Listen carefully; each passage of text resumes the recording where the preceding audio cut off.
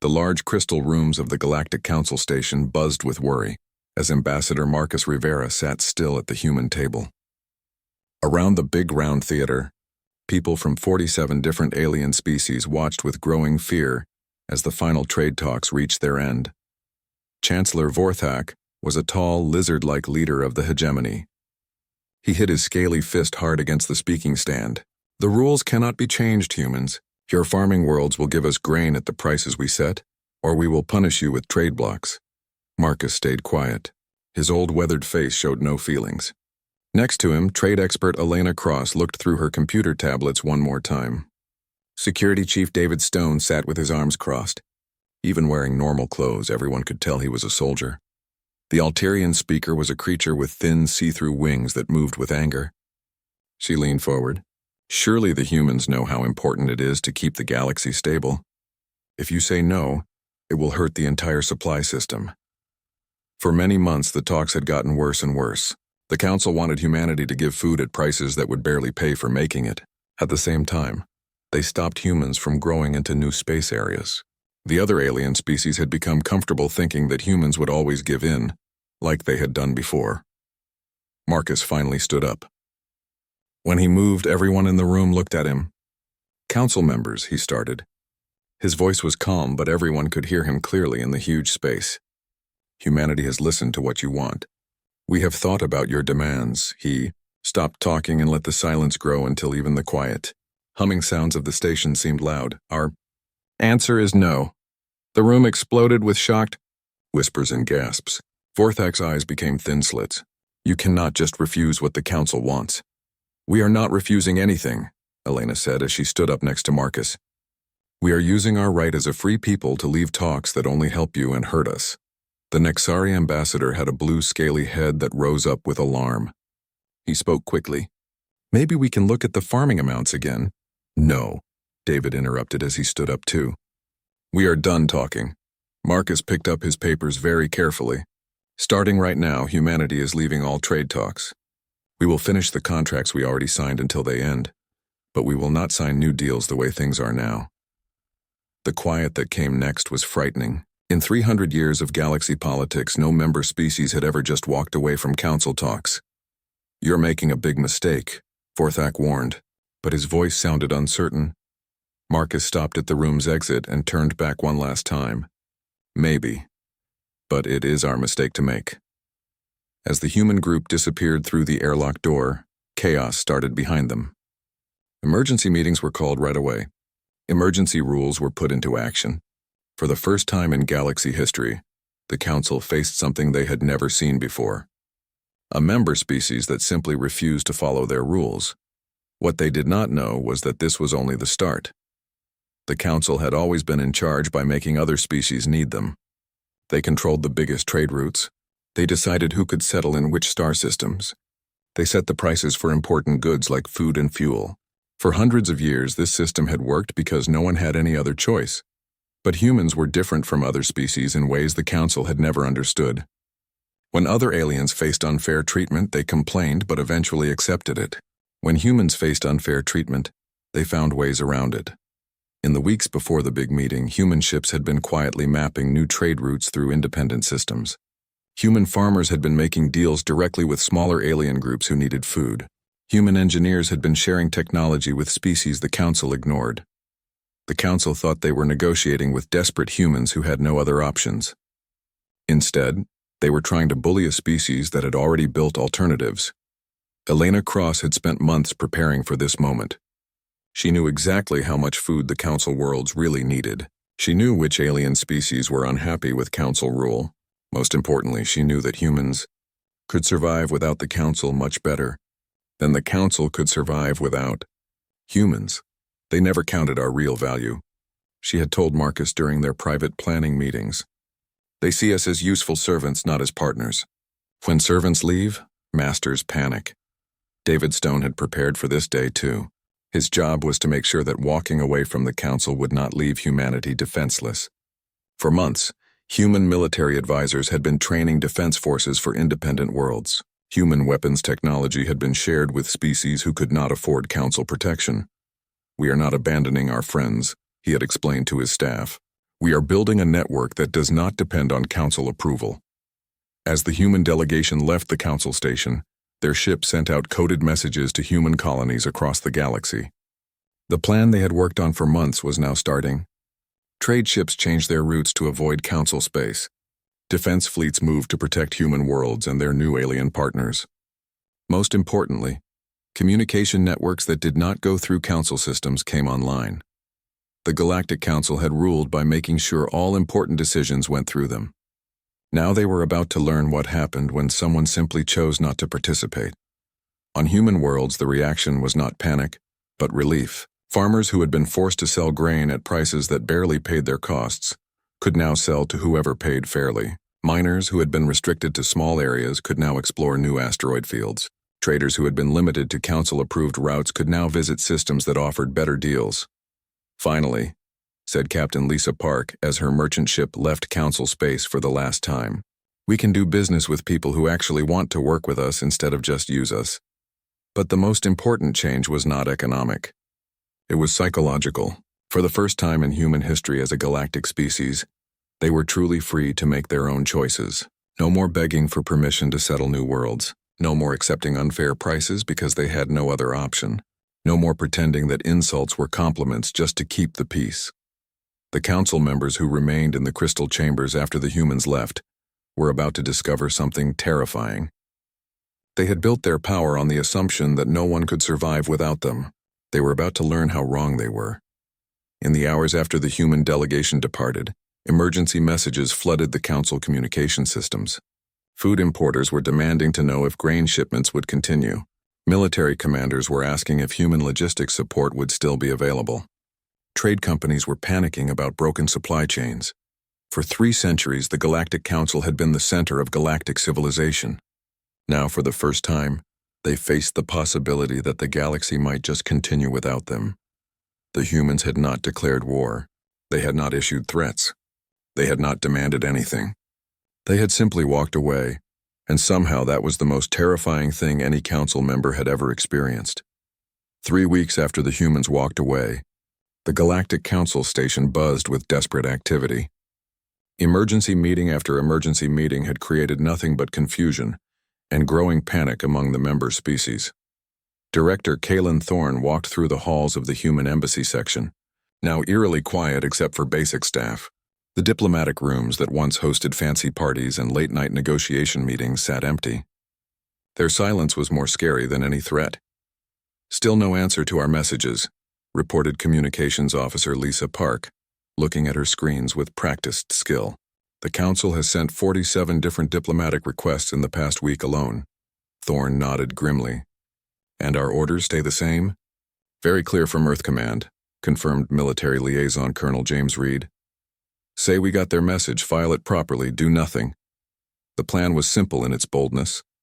Humanity had not declared war, had not given ultimatums, had not even made demands. They had simply stopped taking part. Human ships continued their regular trading routes with independent systems. Human colonies continued growing into unclaimed areas. Human diplomats politely said no to all invitations to return to negotiations. Meanwhile, the Council was learning just how much they had relied on human cooperation. In the hegemony areas, food prices had started climbing as suppliers struggled to meet demand without cheap human farming. The Altarians found their luxury goods sitting in storage buildings as human buyer markets remained closed to new trade deals. Most critically, the Nexari discovered that their war effort against the broken chain pirates had stopped completely, without human military supply support. Chancellor Vorthak stormed through the council chambers, his usual calm breaking apart. "This is crazy. They are acting like children. Children who control 30% of our food supply." The Altarian delegate reminded him nervously. "My people are already asking questions about rationing." The emergency meeting had been called for the 5th time this week, and the same arguments went in circles endlessly. Some called for economic pressure, others for military action. But the uncomfortable truth remained. Humanity had broken no laws, violated no treaties, and given the Council no legal reasons for revenge. Admiral Korvex of the Nexari Fleet Command slammed his tentacles against the table. "My ships are stuck without human supply lines. The pirates grow bolder every day while we debate politics. Perhaps, suggested the normally quiet Zeldan representative, we should think about why they left. The chamber fell silent. It was a question many had avoided asking. They left because they are ungrateful, Vorthak snarled. We gave them membership, protection, trade opportunities. At what cost? The Zeldan continued, his ancient voice carrying surprising weight. When did we last approve a human proposal? When did we last treat them as equals rather than useful servants? The uncomfortable silence that followed was broken by an aide rushing into the chamber. Emergency message from the frontier areas, she announced breathlessly. It is about the humans. On the main display, a star map appeared showing the contested regions beyond Council space. New markers showed human settlements, mining operations, and defense platforms, dozens of them. Built-in systems the Council had declared off-limits. They are not just leaving negotiations, the aide continued. They are expanding independently. And, sir, they are not alone. Additional markers appeared on the map. Independent traders, refugee colonies, and minor species that had never qualified for Council membership. All gathering around human settlements, all operating outside Council control. For the first time in galactic history, a significant power group was forming beyond Council control, and humanity was at its center. The Council had always maintained power by controlling access to major trade routes and resources. If you wanted to trade across the galaxy, you needed Council permission. If you wanted protection from pirates, you needed Council military support. If you wanted access to advanced technology, you needed Council approval. But humans had quietly built alternatives to all of these systems. Trade analyst Jennifer Walsh delivered the report that shook the Council to its core. Human merchant networks now service over 200 independent systems. They have established fuel depots, repair stations, and communication relays across 17 sectors. Most concerning, they are offering better terms than our standard agreements. The numbers were devastating. Human traders were buying goods at fair market prices instead of the artificially low rates the Council demanded. Human protection services were based on mutual defense pacts instead of tribute payments. Human technology sharing was done through partnership agreements instead of licensing fees. They are not trying to replace us, realized the Altarian delegate, her wings trembling. They are showing everyone they do not need us. The realization hit the chamber like a physical blow. For centuries, the Council had assumed that their size and established power made them irreplaceable. The idea that someone could simply build a better system from scratch had never occurred to them. But that was exactly what humanity was doing. Communication intercepts revealed the scope of human activity. Mining operations in asteroid fields the Council had ignored. Agricultural colonies on worlds the Council had deemed unsuitable. Most alarming, defense agreements with species the Council had refused to protect. The Cathari Collective has signed a mutual defense pact with humanity, reported Intelligence Director Sarah Kim. The Valdrin Engineers Guild has entered into a technology sharing agreement. The Saraxi Artists Federation has established cultural exchange programs. These were all groups the Council had dismissed as too small, too primitive, or too unimportant to bother with. Now they were forming the backbone of a growing alliance that existed entirely outside Council authority. The economic implications were staggering. Dr. Robert Chen, the Council's chief economist, delivered an analysis that left the chamber in stunned silence. If current trends continue, the human-led alliance will control 40% of outer rim mining operations within 6 months. They already handle 28% of agricultural production in the mid-rim sectors. Most critically, they are establishing supply lines to regions we have never successfully penetrated. Chancellor Vorthak's response revealed the depth of Council panic. Deploy the fleet. Blockade human space. Force them to return to negotiations. The suggestion was met with immediate objections. Admiral Korvex was the first to speak. Our fleet strength is already stretched thin without human logistics support. A blockade would require ships we need for patrol duties. Besides, added the Zeldan elder, blockading whom? Human ships operate from hundreds of different systems now. Their supply networks span 30 sectors. We would need to blockade half the galaxy. The truth was becoming clear. Humanity had not just walked away from Council negotiations. They had walked away from the entire system of galactic politics the Council represented. Instead of trying to win within the existing structure, they had built their own structure, and their structure was working. Reports came in daily of successful human operations. Pirate attacks had dropped to near zero in human-protected space. Trade disputes were being resolved through mediation instead of economic warfare. Technology was being shared freely instead of hoarded for political advantage. "They are making us look incompetent," whispered the Alterian delegate. "No," replied the Zeldin elder sadly. "They are proving that we are incompetent." As the emergency meeting ended with no solutions and growing desperation, the council members faced an unprecedented crisis.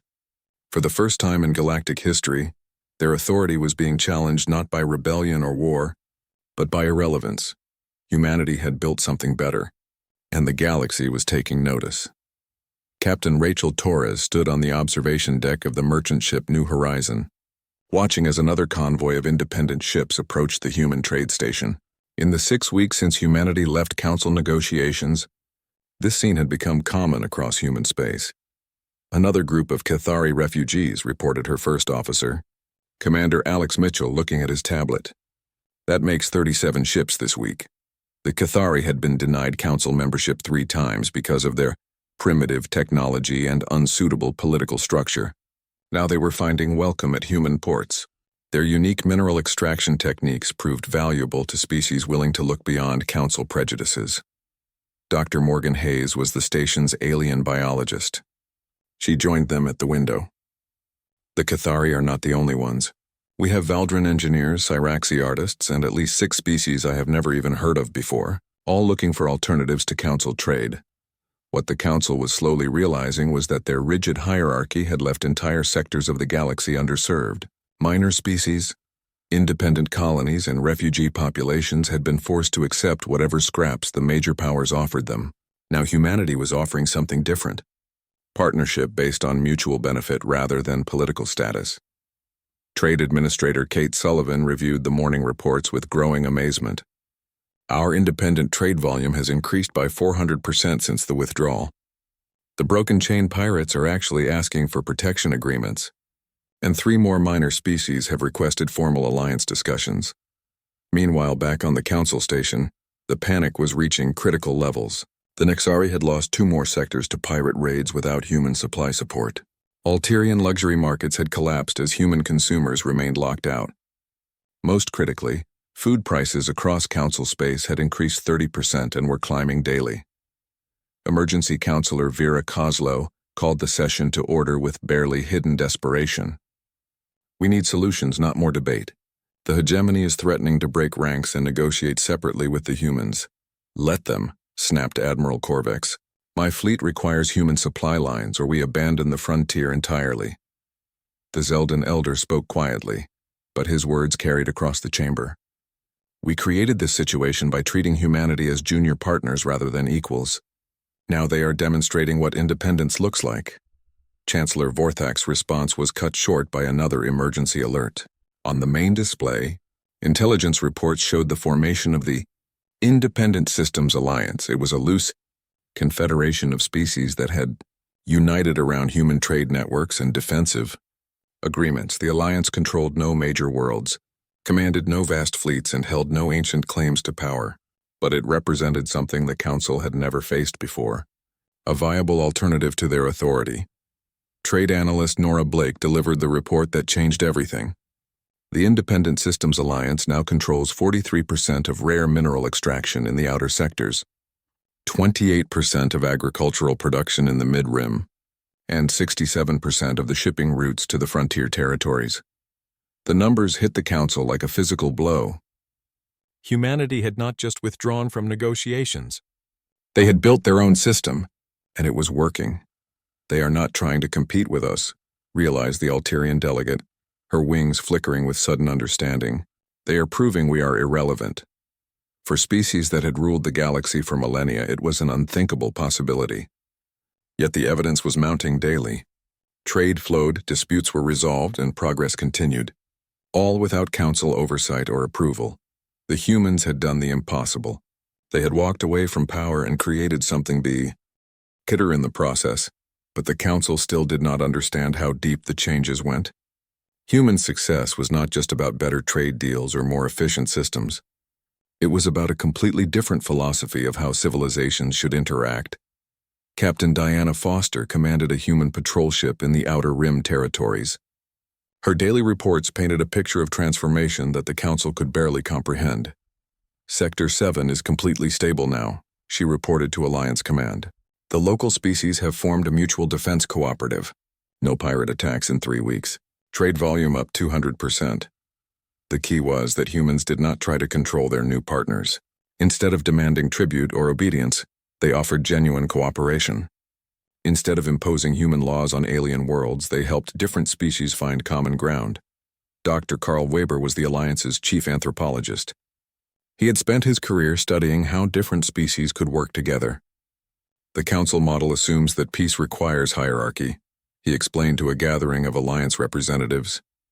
Someone has to be in charge and everyone else has to follow orders.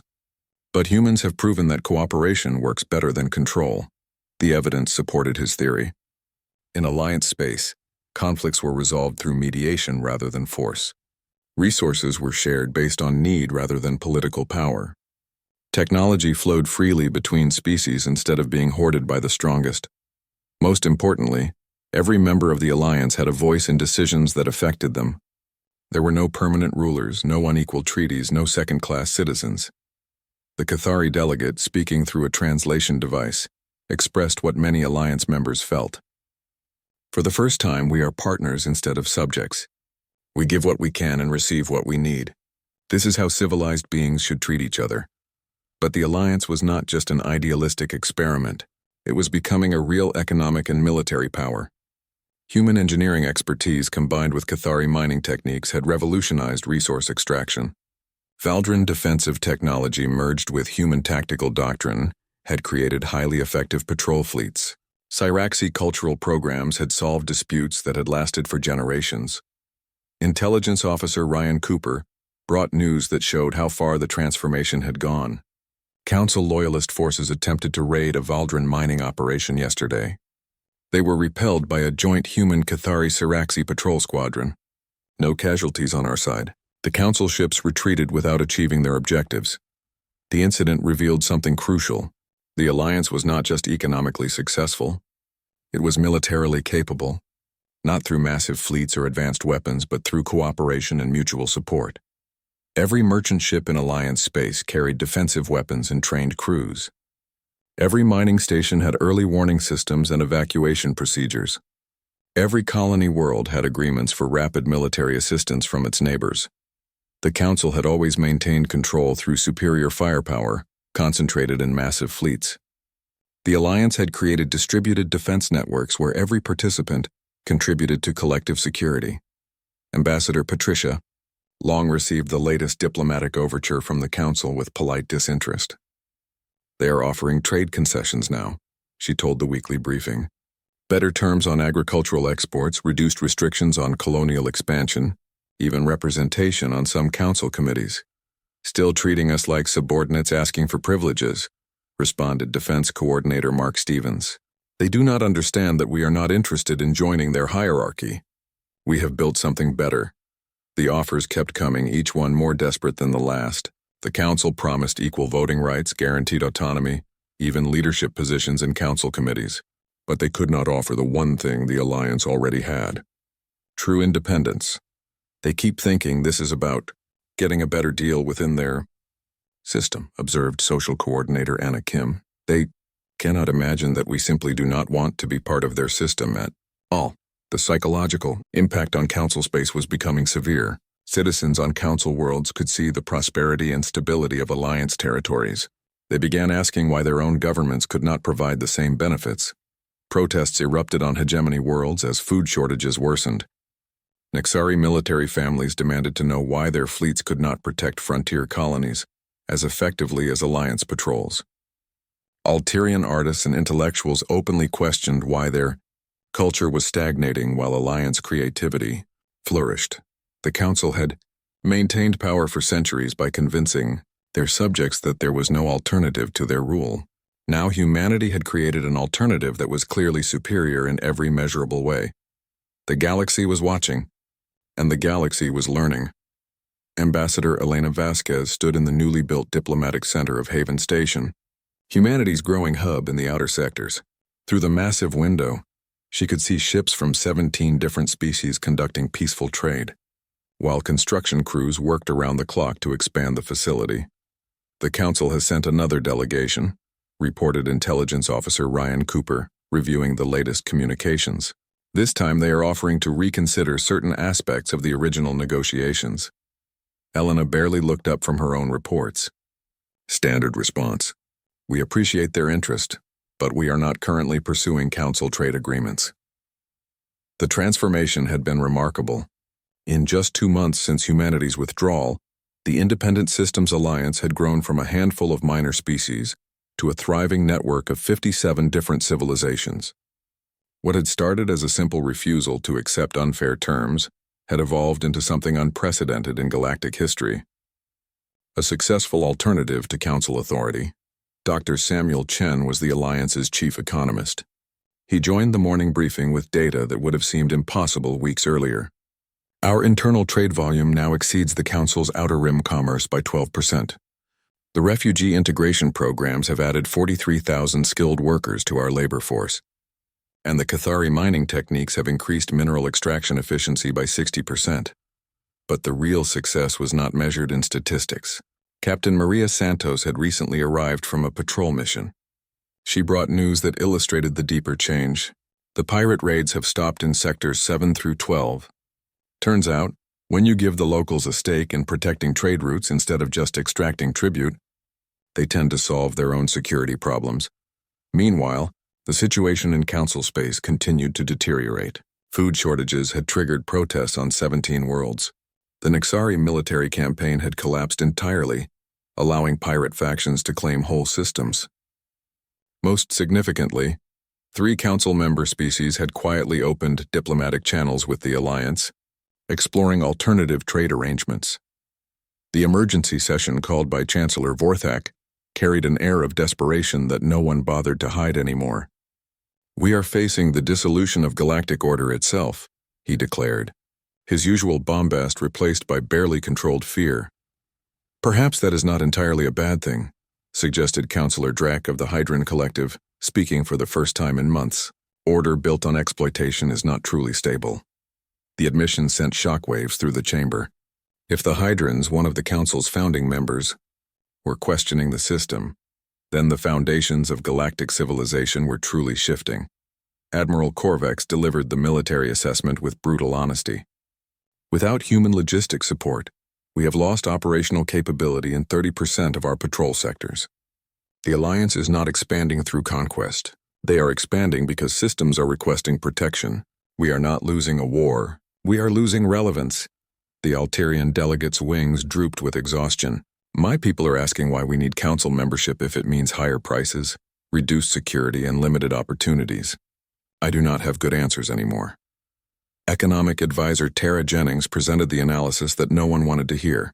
The Alliance operates on fundamentally different principles. They share technology rather than hoarding it, rotate leadership rather than establishing permanent hierarchies, and resolve disputes through mediation rather than economic pressure. Their model is actually more efficient than ours. The silence that followed was the sound of an empire realizing it had been surpassed not through military might or economic dominance, but through simple fairness and cooperation. What do they want? Forthak finally asked, his voice barely above a whisper. That is the problem, replied the Zeldan elder. They do not want anything from us. They have built something better and moved on. For the first time in galactic history, the Council faced the terrifying possibility that they were no longer needed. Humanity had not destroyed their system. They had simply proved it unnecessary.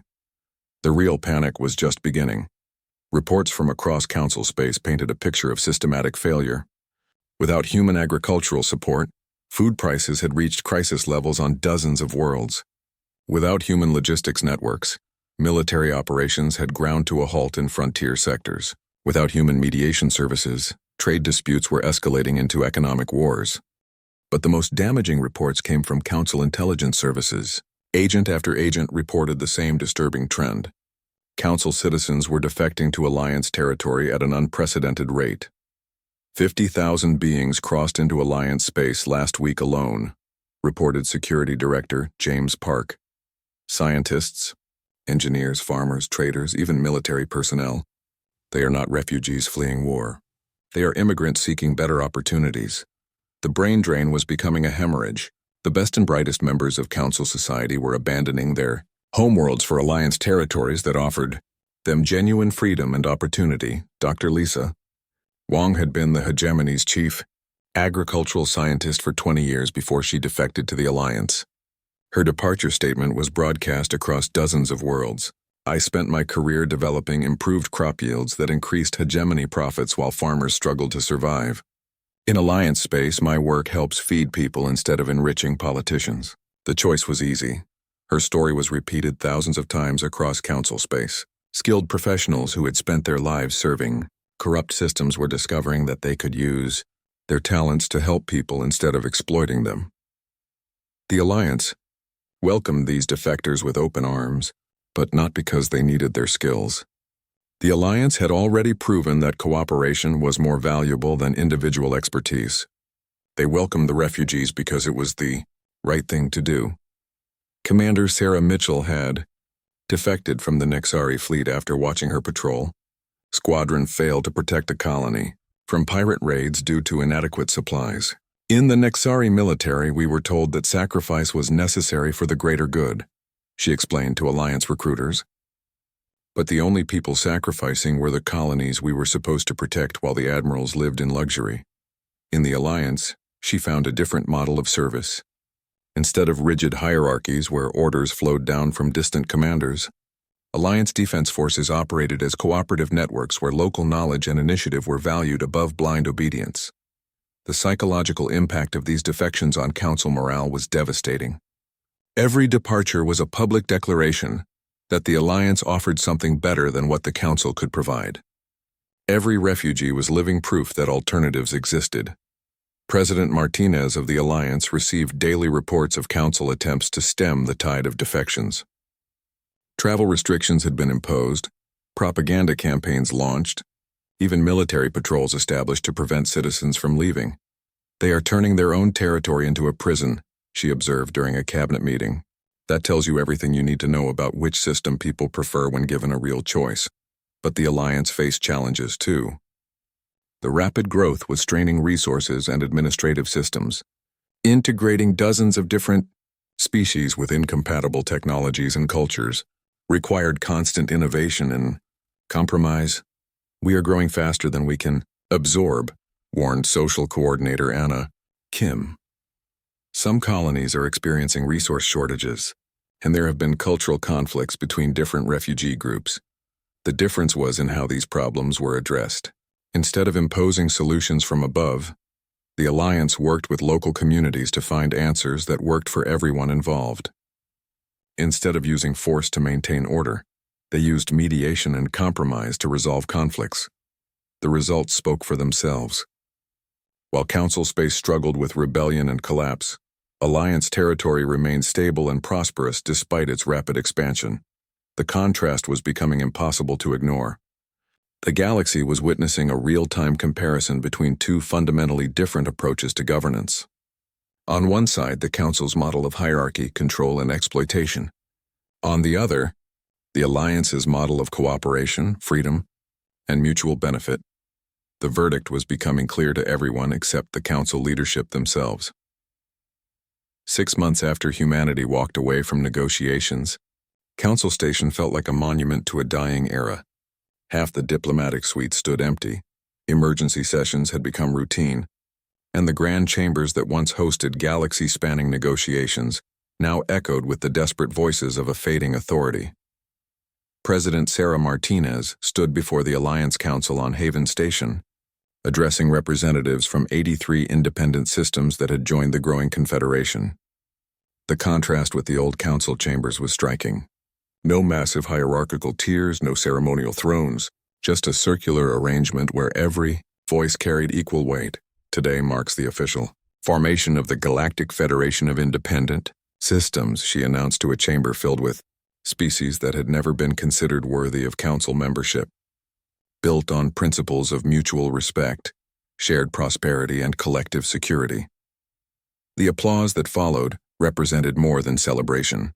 It marked the birth of a new galactic order. Back on Council Station, the old powers struggled to comprehend their irrelevance. Intelligence reports painted a picture that seemed impossible. The Alliance had achieved in 6 months what the Council had failed to accomplish in centuries. Piracy had been virtually eliminated through community defense networks. Trade disputes were resolved through mediation rather than economic warfare. Most remarkably, no single species dominated the others. 14 more systems have formally requested Alliance membership this week, reported Council analyst Kevin Park to an increasingly empty chamber. The applications include 2 former Council protectorates. Chancellor Vorthak's empire was crumbling as member species questioned why they needed hegemony protection when Alliance mutual defense agreements offered better security at lower cost. The Nexari fleet, once the Council's military backbone, was reduced to defending core worlds while Alliance ships patrolled trade routes their forces had abandoned. Admiral Torres delivered the military briefing that confirmed what everyone already knew. Alliance fleet strength now exceeds our operational capacity in 37 sectors. They are not building warships. They are converting merchant vessels with standardized defense packages. Every trader is a potential patrol craft. The genius of the human approach was becoming clear. Instead of building traditional military hierarchies, the Alliance had created distributed defense networks where every participant had both a stake and a role in collective security. Dr. Anya Volkov was the Alliance's chief diplomatic officer. She received the Council's latest overture with polite but firm disinterest. They are offering equal partnership now, she told the weekly briefing. Full Council membership, unrestricted trade rights, the works. Too little, too late, responded Trade Coordinator Marcus Reed. We have already built something better than what they are offering. The statistics supported his confidence. Alliance territory had become the galaxy's most prosperous region. Innovation flourished as species shared rather than hoarded technology. Cultural exchange programs had created unprecedented cooperation between formerly incompatible civilizations. Most importantly, every member species had seen measurable improvements in living standards, security, and opportunity. The final blow came when the Zeldan Confederation, one of the Council's oldest members, formally announced their intention to join the Alliance. Their statement was simple but devastating. We choose progress over tradition, cooperation over domination, and hope over fear. Within days, the cascade began. The Hydran Collective followed, then the Alterian Unity, then smaller species that had grown tired of being treated as junior partners in their own galaxy. The Great Exodus was not driven by conquest or coercion. It was powered by the simple recognition that a better alternative existed. President Martinez received Chancellor Vorthak's final communication with genuine sympathy. The once proud leader of the hegemony requested sanctuary for his people. His empire dissolved as member worlds joined the Alliance individually. You destroyed everything we built, he said, his voice broken. No, Martinez replied gently. We showed the galaxy that you had built the wrong thing. But there is always room in the Alliance for those who want to build something better. The transformation was not without its challenges. Integrating the massive populations and complex economies of former Council worlds required unprecedented coordination and resources. Some Alliance members worried that accepting so many new members so quickly would dilute their cooperative culture. We are absorbing entire civilizations that have known nothing but hierarchy for millennia, warned Social Integration Director Patricia Long.